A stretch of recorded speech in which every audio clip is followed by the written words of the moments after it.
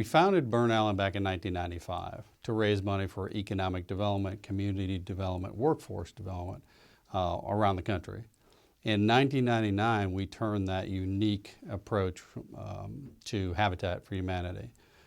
Specifically, what makes us unique is we actually raise the money. Most consultants will do exactly that, consult.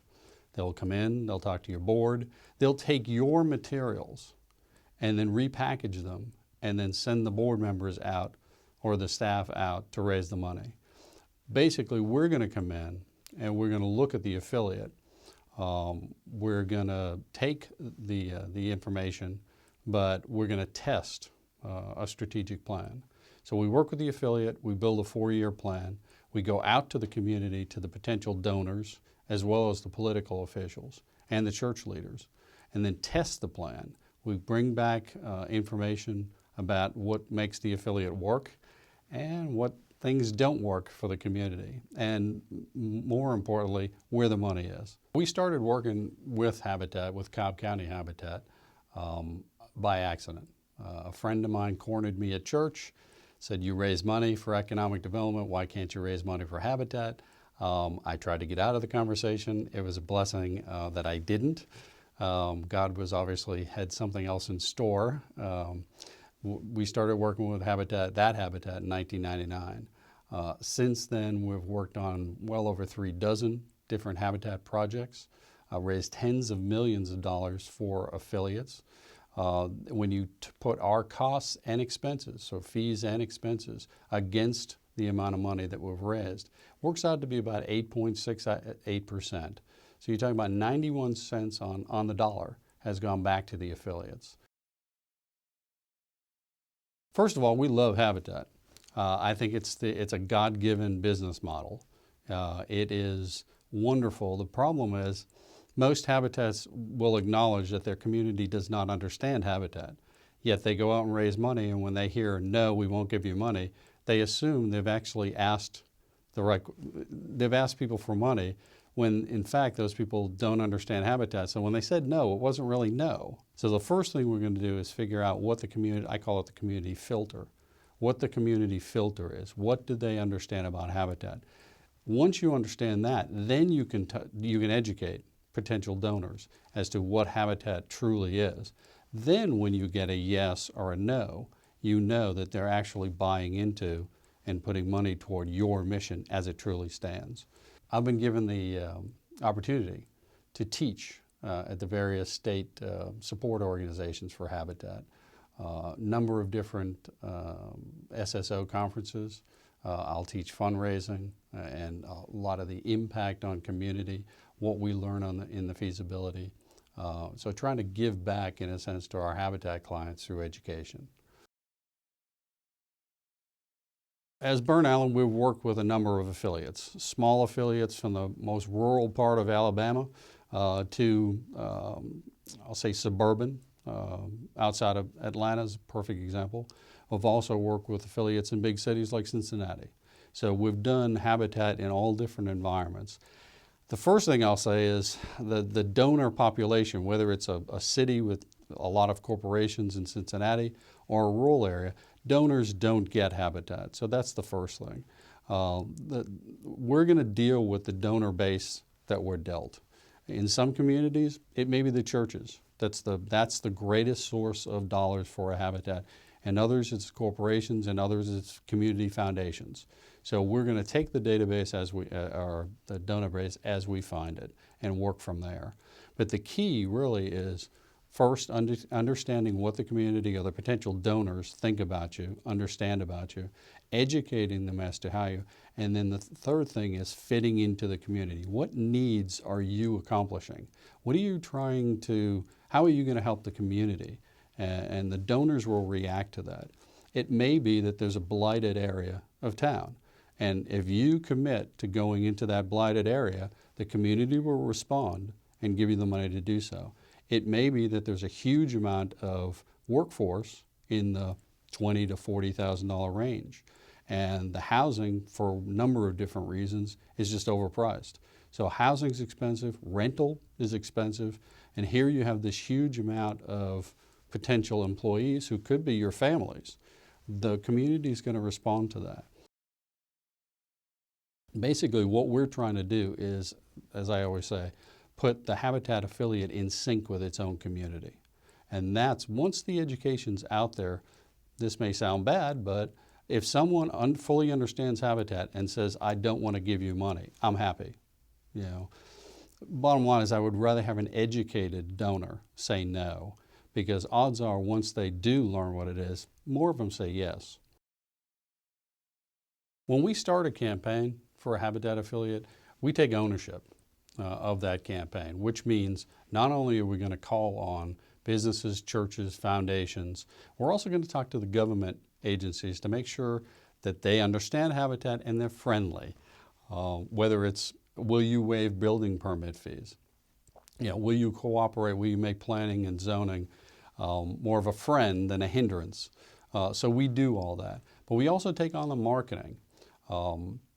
In a typical campaign, we're going to seek out the radio stations, we're going to seek out the TV stations, whether it's a morning program or Fox TV in Nashville. When we launched the campaign outside of Nashville, we had 3 live spots on the morning program for Fox 17.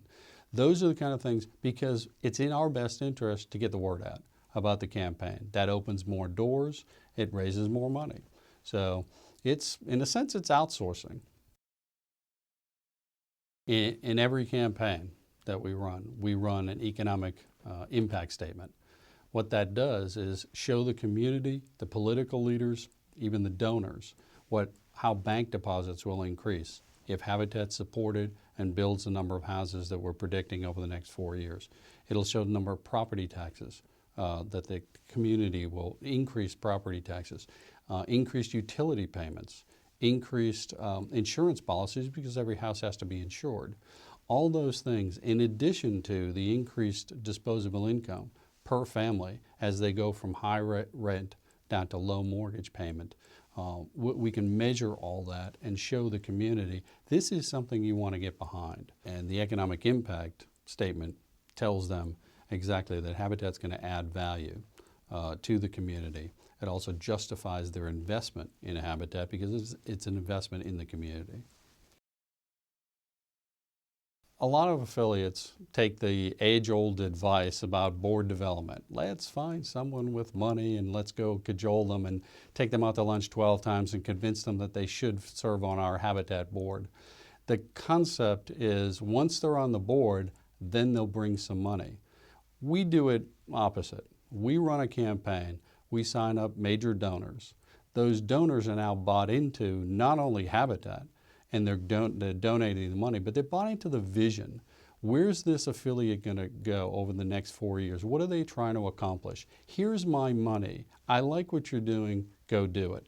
Those are the people that we then make a list, come back to the board of directors during the campaign or the appropriate time when they're looking for board members and say, ask them. And 9 times out of 10, they say, yes, I'd love to serve on the board. Again, they're bought into the vision, they're already given money, they want to see it through. A number of board members for the affiliates that we work with have come up through the ranks. They came on board after the campaign and they stayed on the board long enough to actually serve as chairman of the board. That we like to see because it shows every affiliate wants a board that's already committed, and ideally is committing money as well. And rather than take your existing board and say you need to put more money into the organization, which wasn't the deal when you brought them on board. But I think most of the board members will agree if we could bring people on board who have already committed to the mission, who have already committed money and like where we're going, those are the folks who really we want to serve with on the board to help us move into the future. One of the things when I'm talking to an affiliate board we talk about is flashlight and a cave. You can go into a cave, a nice dark cave, and feel yourself around and just keep touching things and you'll be fine. It'll be a slow process. Or you can acquire a flashlight and shine the light. You can see all the obstructions. You can avoid all the obstructions. You can get to your goal a lot quicker. We're the flashlight. So the future's out there. Every affiliate wants to move forward over the next, say, 4 years to build X number of houses. But they don't really know what the obstacles are going to be. They don't know how the community is going to react. They don't know how donors are going to react. We're the flashlight to show them this is the path to get there over the next 4 years. And actually, once we're gone, the plan continues. We set into motion a process by which either the board or the staff can continue making those calls, can continue raising money. All the materials are there. There's a brochure for the campaign. There's leadership for the campaign. There are pledge cards, and all the collateral materials are all on board. And we structure it so that that lasts 4 years. I think most board members, when they hear that we're going to raise the money, are overjoyed.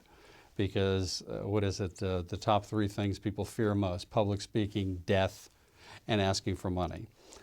Training people to want to die, or training people who want to public speak, is very difficult. I believe the same thing. Training people who do not want to ask for money to ask for money is a very difficult, daunting task, because we all have free will. They will find excuses, they'll find reasons not to. We're just practical. We pull back and say, you know where you want the affiliate to go. Bring us on board and we'll help you get there. And that involves making the asks and raising the money. And they are overjoyed most of the time to find that we're actually going to take on that task, which is not. I've had many board members say, "You're not like the other consultants we talk to," and I say, "Yes, that's right. We like it that way. I'd just as soon no other consultant do this." What I would tell board members of an affiliate is it's your job, it's your fiduciary duty to advance the affiliate. I'd say talk to everyone. There are consultants out there. There are folks who will work on a percentage, even though that's unethical. There are folks out there who want to help you. We're one of them. Now, I would ask, once they interviewed all these firms, that they look at experience. We've been working with Habitat affiliates since 1999. We have a lengthy track record of success with affiliates. You also have knowledge base. There's a lot of consultants who have been in business longer than we have, but they don't have the knowledge base of the internal operations of an affiliate and how that impacts fundraising. We understood early on, back in 1999, that unless you understand Habitat, you can't raise money for Habitat. Again, that goes back to the most folks in the community don't understand Habitat. So if you're out there mimicking the Habitat boilerplate, and the community is thinking something incorrect about Habitat, you're not communicating, and you're ultimately not going to raise any money. What we're asking an affiliate board to do is think about their obligation to move the affiliate forward. I know most boards think, well, this has got to be expensive. We can do a fundraising audit for a nominal fee that'll tell you, based on our extensive experience with Habitat, where you might be going wrong, where you might be going right, and also look at the potential in your community. If you move into a feasibility study, we're going to be able to come back with actual feedback from the community, from 60, 80, 100 different potential donors. That's valuable. At that point, you can still say, okay, that's great, we learned what we need to know, we'll do it ourselves from here. You have the option of us coming on board and doing a campaign to raise the money and move the plan forward. I talked about the experience that we have and the understanding of Habitat. To me, that's the critical part. Is there's a lot of consultants you can pick from, but having one who understands, in some cases, more than the affiliate board leaders actually understand about Habitat, to have us come on board and be able to, most of the things we find in a fundraising audit or a feasibility study, we've seen before. So how does the affiliate deal with that? The great unknown is how the community views the affiliate. That's the big question. Once we know that, then the entire puzzle starts to come together. And then from that, we can then raise the money. I think we're the best consultant that actually raises the money for Habitat affiliates in the country. Most of the time when I'm talking to a board about what we do, the comments are, we don't know anyone else who does that. Who we're being compared with or, in terms of being hired are usually consultants or traditional consultants who will teach the board how to raise the money, how to go out there, take the pledge cards, beat on their friends, twist some arms, and that kind of thing. We're not going to do that. We will take all the help. If a board member wants to come with me, more than happy to accompany me on the call. But it's our responsibility to schedule the call. It's our responsibility to make the call. It's our responsibility to raise the money. We thoroughly enjoy it. We love Habitat, love working for Habitat, and more importantly, advancing the mission.